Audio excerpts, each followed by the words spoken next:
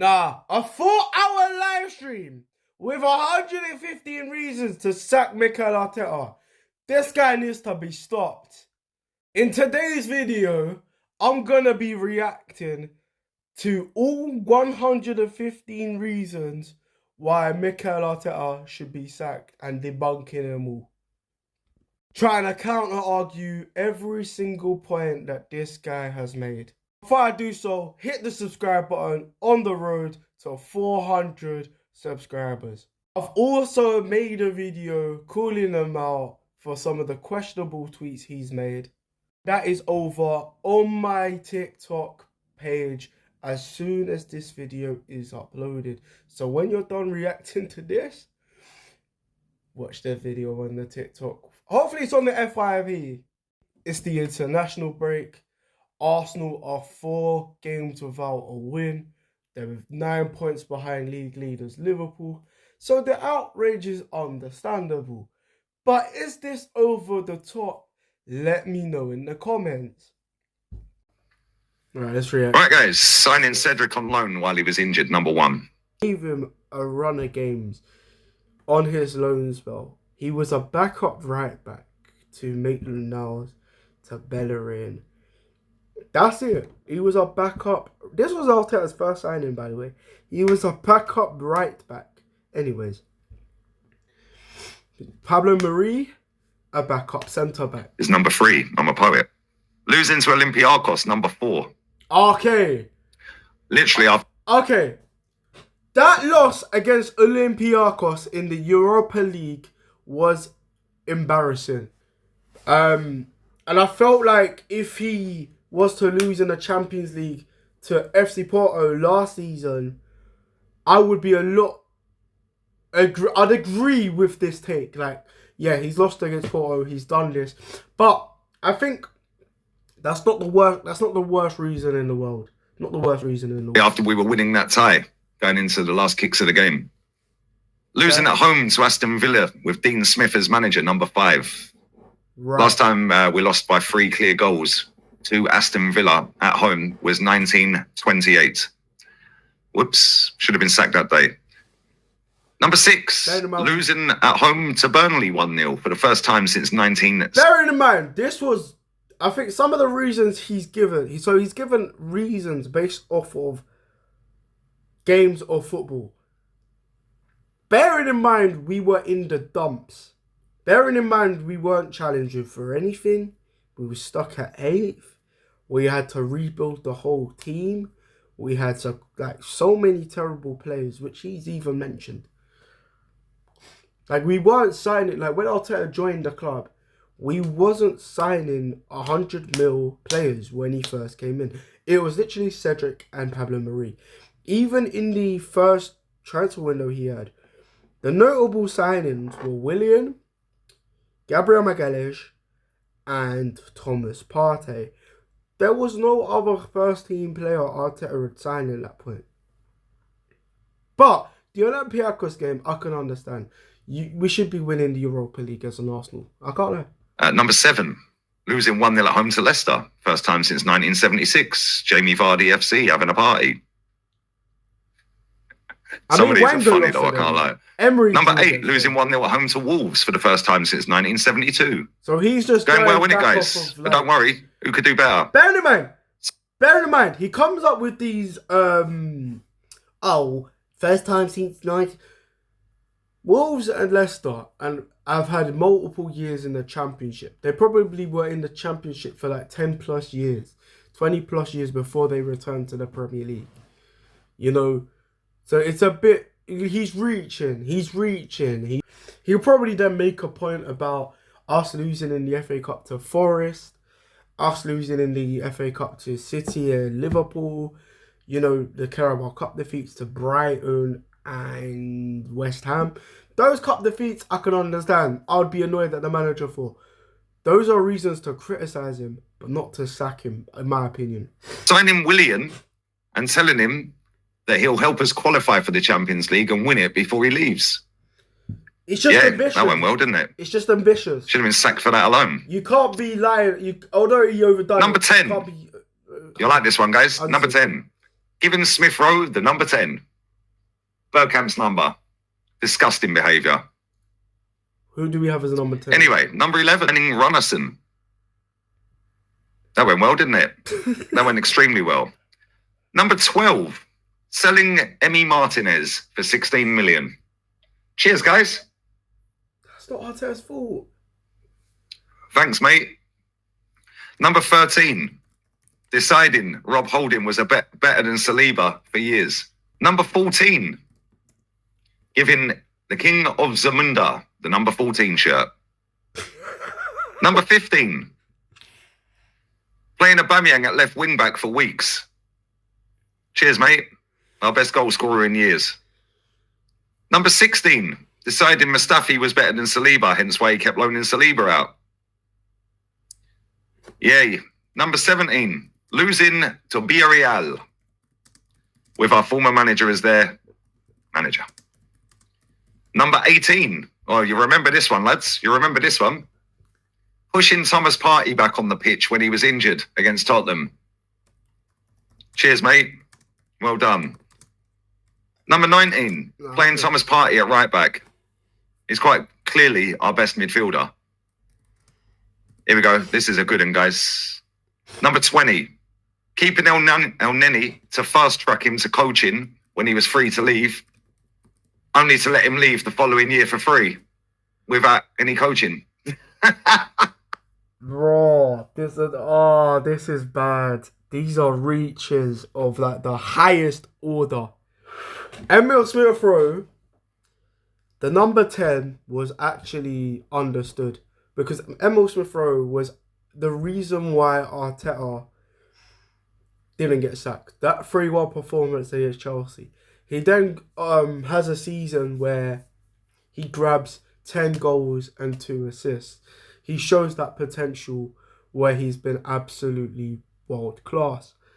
I don't understand the Emile Smith-Rowe one because I felt he deserved the number 10 shirt. Same with Eddie Nketiah. It's just a shirt number. It's not that deep to sack a manager.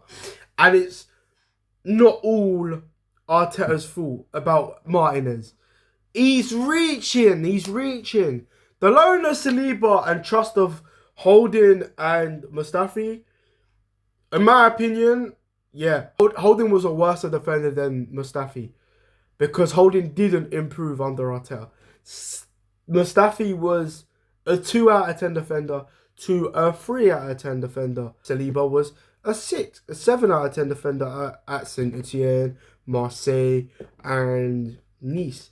But at the end of the day, he wouldn't have become one of the best centre-backs in world football and he had not had those loan spells. He was stuck with the likes of Aubameyang, Mustafi, all those players that treated training sessions like a crash. And that wasn't a good environment for him to improve on. But nevertheless, was free to leave the football club. He'd run out of contract. This manager convinced him to stay so he could be fast-tracked into a coach. So he goes on about Mo El-Neni, about giving him a new contract, right? For me, I don't think he deserved a new contract given his lack of usefulness to the first team. But I reckon he gave him that new contract because of how much of a positive influence he was to the team. And I think what people don't realize is influence in the dressing room is very important as much as talent is, as much as scoring a winning goal is. If you've got a player that's constantly late to training, like Aubameyang was, as a captain, that tells the rest of the team you could be late, no problem.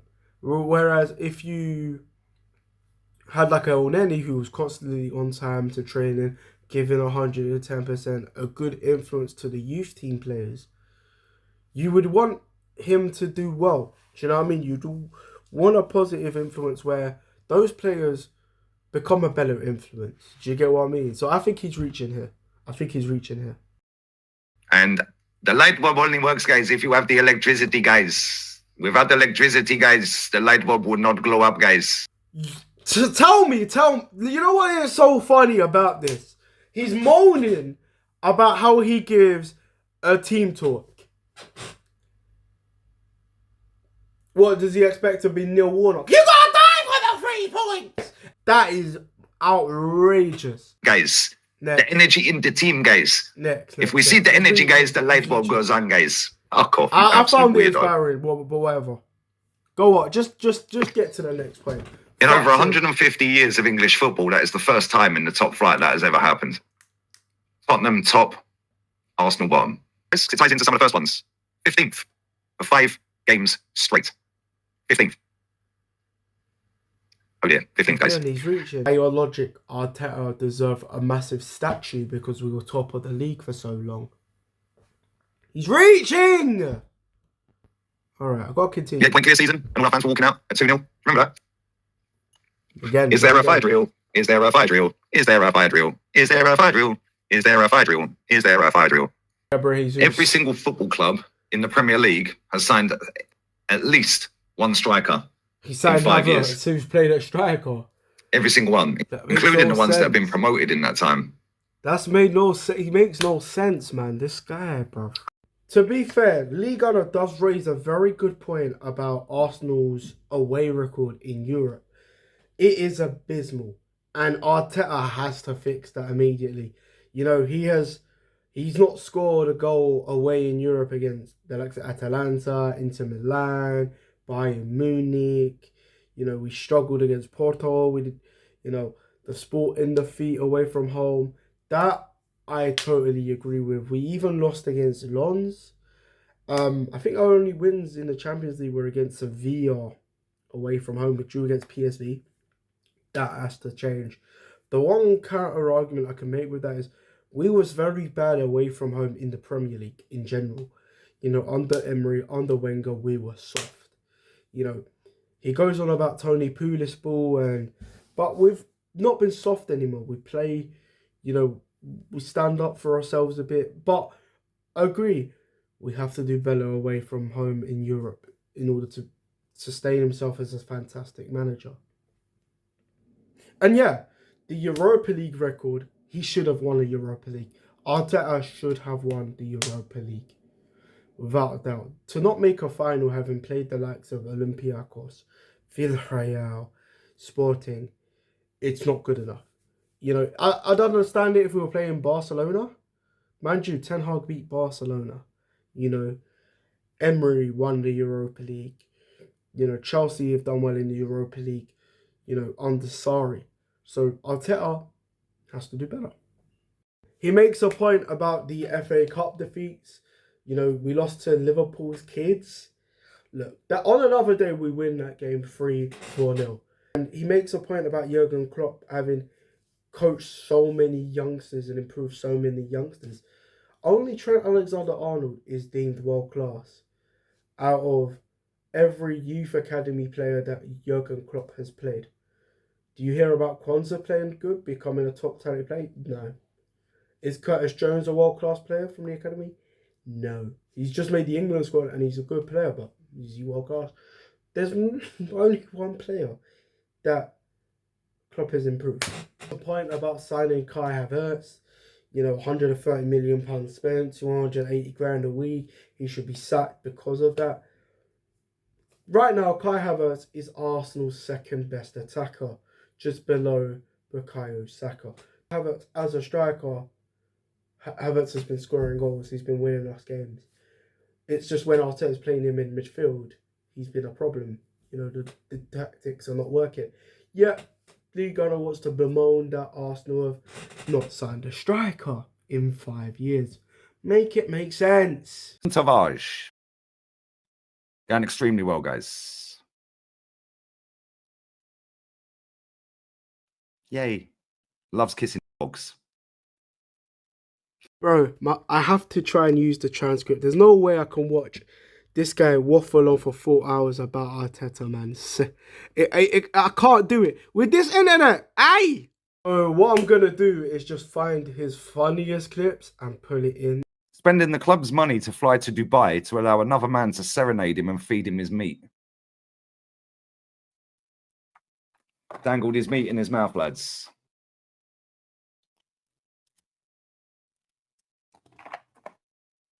And as we all know, that's haram.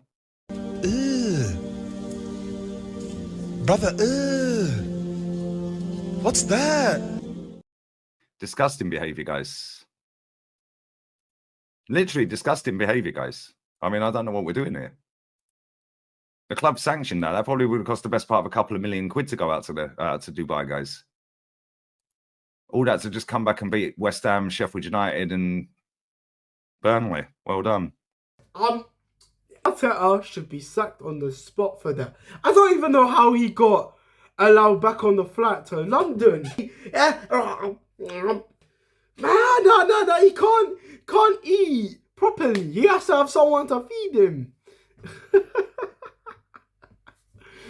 No, that clip is hilarious. I can't lie. That's a brother. You know, that's a 10 out of 10 reason to get rid of Arteta. Yeah, man, because he was eating another man's. Pause. Actually, pause the video and hit the like button, please. Thank you. Nah, it made me cringe. I cannot lie. That might be his best reason to sack him, but I still wouldn't sack him for that. But that is funny. 52. Signing Austin Trusty. Because at that point, we were trustying the process. So we signed a player called Trusty. But don't worry, lads. We made profit on him. Well done.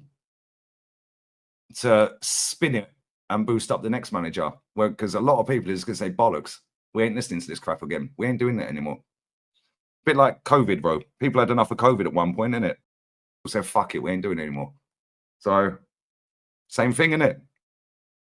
Number 50, guys. Don't worry, we're not even halfway yet, lads and lasses and unicorns. Non-binary ones, of course. Number 50. Losing to the worst Bayern Munich team in 12 years. Hashtag pray for Bayern. What are you laughing at, you fucking fraud? What's he laughing at? I've just read the transcript of every reason why Arteta should be sacked. And it's honestly cringy to watch. I couldn't watch it for 5 hours. I'm not going to lie to you. So I just go through the transcript. It's just mainly him having a go at players for joining the club. You know, players that haven't either have left the club or are backup players. He's just had a go at them. You know, blaming it all on Arteta. Granted, he should have improved the players. Fair enough. He's gone at players that we should be sold, that we shouldn't have sold. Gone over games that we failed to win. He could have just made it a bit more organised, his live stream. You know, the first 10 being the games we've lost and the games we've drawn, and the next 10 being, you know, some of the in-game tactics or like the signings he's made that have not improved. That's all he could have done to make it a lot easier to watch. But instead of, I've had to jump through and categorise, and it's just long. He's cast out players like Havertz that don't deserve to be cussed. He's just like, it's a whole load of fucking bollocks. And I've had no pleasure in making this video. I thought I would be. There's a couple of out of context clips that I've found hilarious. But on the contrary, I've wasted my data making this video. Just hit the like button, please, because I'm drained. Hit the subscribe button if you're new. I'm going to do, you know what, 2 likes, and I'll do 115 reasons why Arteta should stay. If you think, comment below why, if I'm in the right, I'm in the wrong, why Arteta should stay or go. But yeah, in a bit, people, in a bit. I'm out.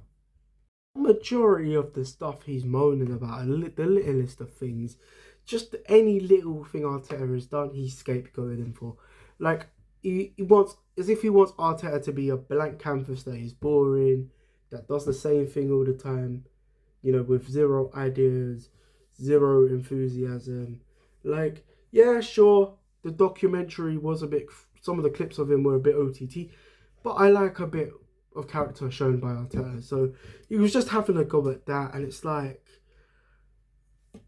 I could make 115 reasons not to subscribe to Ligue 1.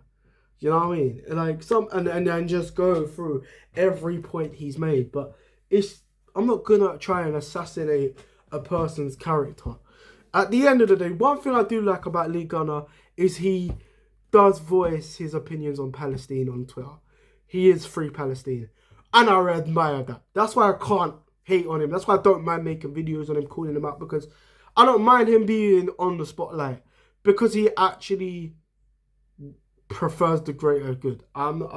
If he was against it, I probably wouldn't make these videos. But yeah.